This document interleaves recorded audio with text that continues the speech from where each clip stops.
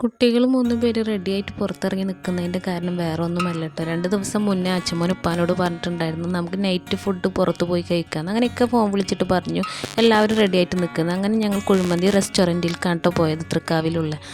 അപ്പോൾ അവിടെ പോയിട്ട് നമ്മളൊരു 5 മിനിറ്റ് ഫുഡ് വെയിറ്റ് ചെയ്യേണ്ടി വന്നു. ഇവരായിട്ട് ഇവിടെ ഇരിക്കുകയെന്ന് വെച്ചാൽ ചില്ലറ പണിയൊന്നും അല്ല കേട്ടോ. അങ്ങനെ ഇരുന്നപ്പോഴാണ് നമ്മുടെ ഫുഡൊക്കെ കൊണ്ടുവന്നത്.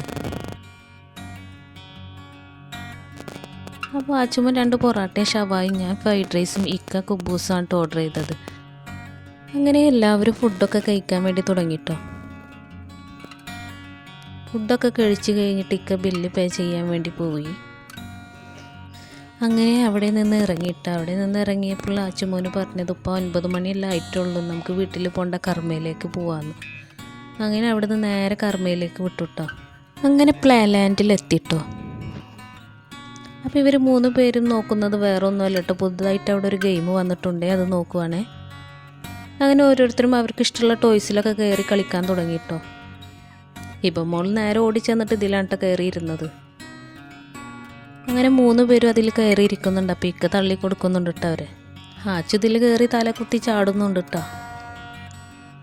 അങ്ങനെ അവരെല്ലാവരും കളിക്കുന്നതിൻ്റെ ഇടയിൽ ഞാനും ഇക്കയും കൂടെ ഒന്ന് കുറച്ച് നേരം ഊഞ്ഞാലൊക്കെ ഒന്ന് ആടി.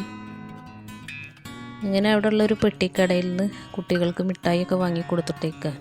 ഒരു മിഠായി എടുത്തപ്പോൾ അവർക്ക് വേറെ മിഠായി വേണമെന്ന് പറഞ്ഞേക്ക് പറഞ്ഞു നമുക്ക് ഇനി ഇവിടെ നിന്നാൽ ശരിയാവില്ല, വീട്ടിൽ പോകാമെന്ന് പറഞ്ഞു. അപ്പോൾ ഇന്നത്തെ വീഡിയോ ഇത്രയുള്ളൂ. ഇഷ്ടപ്പെട്ട ലൈക്ക് ചെയ്യാനും ഷെയർ ചെയ്യാനും മറക്കല്ലേ.